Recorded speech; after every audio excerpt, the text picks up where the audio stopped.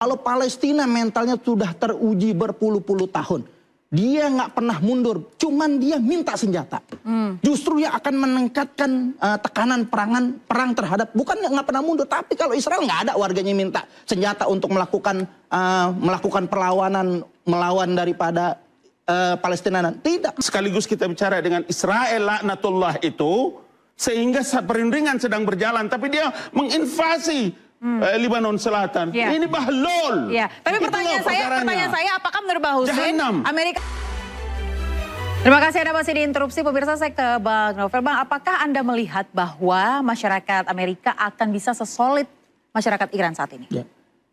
Sangat-sangat jauh untuk dikatakan warga Amerika solid.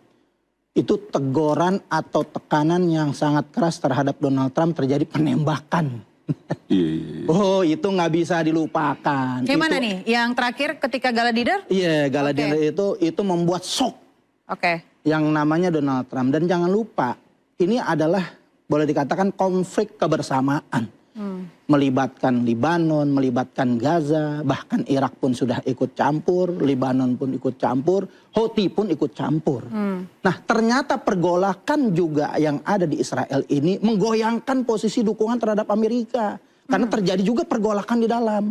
Rakyatnya ini melakukan penekanan terhadap Netanyahu. Dan Netanyahu juga boleh dikatakan goyang, yang memang sama-sama sejalan dengan Donald Trump. Artinya warganya sendiri itu sudah sangat ketakutan. Karena Tel Aviv ini kalau kita melihat lumayan agak hancur. Karena warganya hidup biasa enak. Kemudian menjadi seperti Palestina. Bagaimana itu? Mentalnya jauh. Kalau Palestina mentalnya sudah teruji berpuluh-puluh tahun. Dia nggak pernah mundur, cuman dia minta senjata.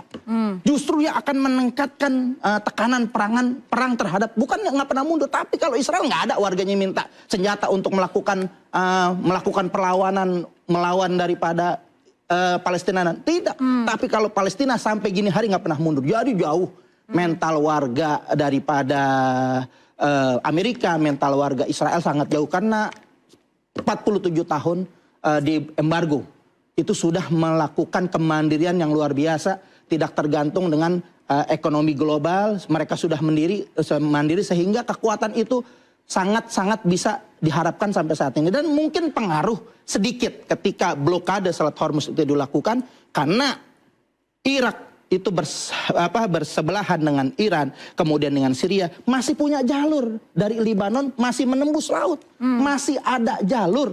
Karena Lebanon pintu laut yang mengarah ke arah daripada Israel dan sekitarnya itu masih ada, walaupun diblokade.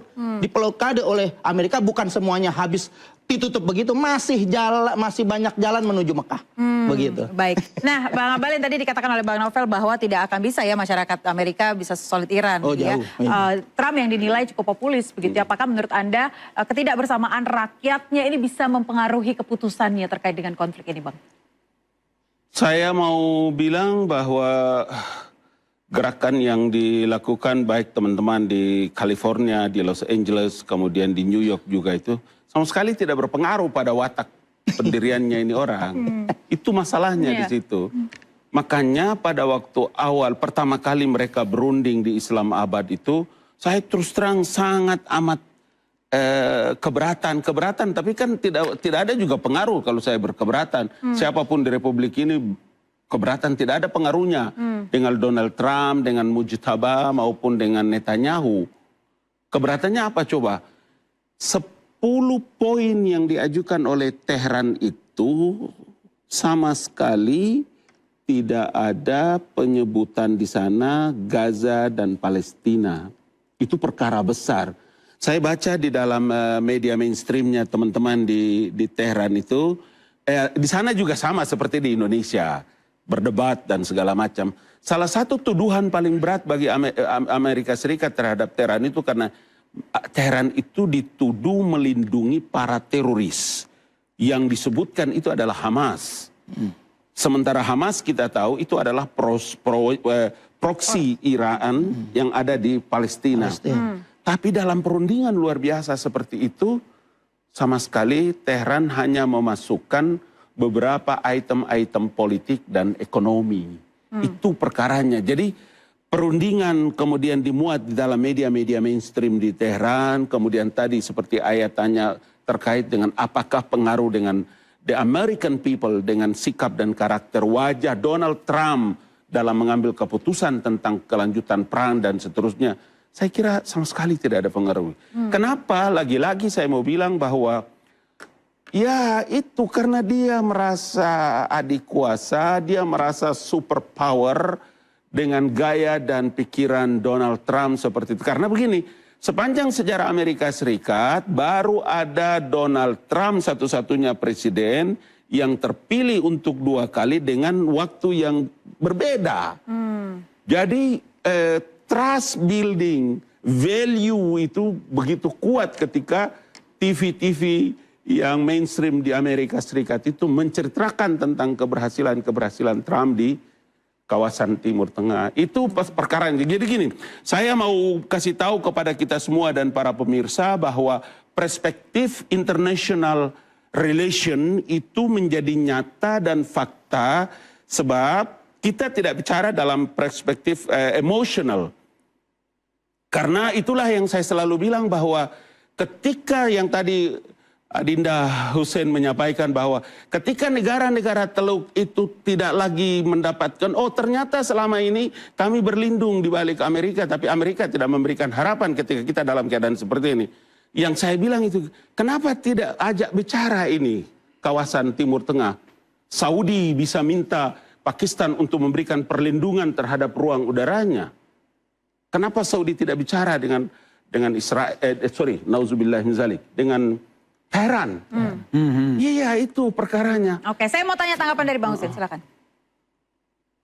Jadi kalau kita bicara bagaimana posisi negara-negara Teluk yang sangat bergantung pada ketiaknya Amerika, kita nggak bisa juga ya, Bang Abalin, mohon maaf, melihat dari sejak masa modern kan, karena 1907 ketika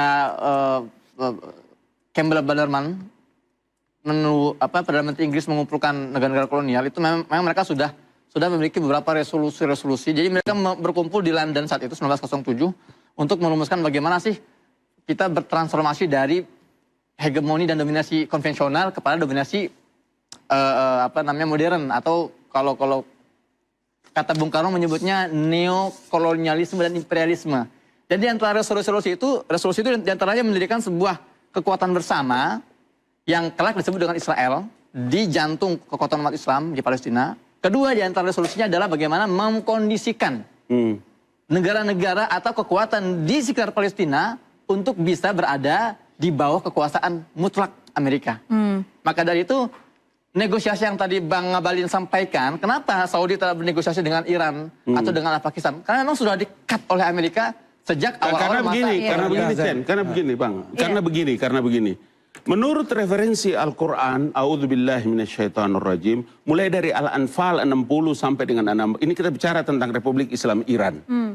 Kehebatan Iran, powernya Iran hari ini yang semua orang memprediksi, termasuk Trump dalam salah memprediksi Iran, kekuatannya bukan dari Iran, tapi Allah ma'akum alaihi dhadar fil mereka. Apa itu? Allah bersama dengan Teheran loh. Kenapa di Quran dibilang, kenapa engkau tidak mengajak orang-orang mukmin yang ada di sekitarmu itu untuk bisa bicara? Kalau kita tidak melihat bahwa Syiah dan Sunni itu adalah perbedaan besar, tidak ada kan? Begitu juga disebutkan oleh Sayyidah Ayatullah Ali Khamenei. Tidak ada Syiah, tidak ada Iran, yang ada itu adalah perjuangan umat. Kenapa wilayah-wilayah? Kenapa engkau tidak mengajak orang-orang mukmin yang ada di sekitarmu? Kalau kau berunding dan kemudian nanti mereka ditipu, ingatlah bahwa Anallah, aku Allah ada bersama-sama denganmu. Al-Anfal 60, 61, 62, 63. Oke, Bang Tabrani, itulah yang membuat saya kadang-kadang, saya mau, gimana posisinya itu? Keberatan ya, tahun 1907 ya? 1907, emang Amerika belum ada saat itu ya? Pertanyaannya Amerika kan belum ikut dalam percaturan. Terkait dengan perpindahan hegemoni tadi ya? Amerika kan belum ikut percaturan politik global. Gitu. Dia baru mau keluar di zaman Wilson itu. Baru keluar dari politik isolasionis, ya kan? Karena dilihat saat itu Eropa dengan politik the balance of power ini, itu kan terjadi Perang Dunia Pertama. Itu itu 1914 gitu. Iya, itu peran utama. Gini, maksudnya ketika saya bicara Amerika mewakili negara barat. Itu yang ditulis oleh Profesor Dr. Abdul Fattah Uwaisi dalam bukunya At-Tahdid al-Strategi. Dia bilang perpindahan dari hegemoni Britania kepada hegemoni Amerika setelah Perang Dunia Kedua 45 itu artinya tongkat estafet diserahkan kepada Amerika untuk memikul proyek barat. Makanya kata Profesor Abdul Fattah, dia mengatakan Israel itu bukan sebuah negara. Israel itu adalah masyru, istimari, salibi, gharbi strategi. Israel itu adalah proyek kolonial bersama orang-orang salibis barat strategis. Yang dulu kalau kata Dr. Imran Hussein, dia menyebutnya Israel itu dilahirkan oleh seorang bidan yang bernama Inggris. Lalu dibesarkan oleh bidan kedua yang namanya Amerika. Nah, maka bentar. Yeah. Itu referensi antum itu. Ya, ini kan di dunia itu orang melihat Israel itu menjadi sangat kuat kan setelah ada doktrin Balfour. Balfour ya kan?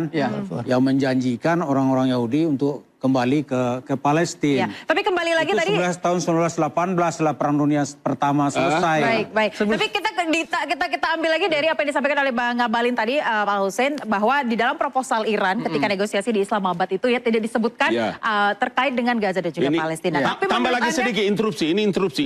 Tambah lagi sedikit begini, tambah lagi sedikit. Sejak awal Iran itu tidak memandang Pakistan dan Islamabad itu sebagai sesuatu yang punya kekuatan. Yang repotnya lagi, kenapa dia menjadi negara yang bisa memfasilitasi antara perundingan Amerika Serikat dengan Tehran, tetapi dia tidak pernah menyampaikan bahwa kenapa Amerika bisa menyampaikan 15 poin dan Iran hanya 10 poin. Dan kenapa Pakistan tidak menyebutkan bahwa apakah kita bicara dengan Amerika sekaligus kita bicara dengan Israel laknatullah itu. Sehingga perundingan sedang berjalan, tapi dia menginvasi Lebanon Selatan. Ini bahlol. Tapi pertanyaan saya, apakah menurut Pak Hussein, Amerika ini ada upaya untuk kemudian ingin mempengaruhi proksi Iran? Kalau menurut Anda apa? Apakah ada upaya itu? Kita tahan dulu, kita akan jawab usai jeda. Pemirsa, tetaplah di Interupsi.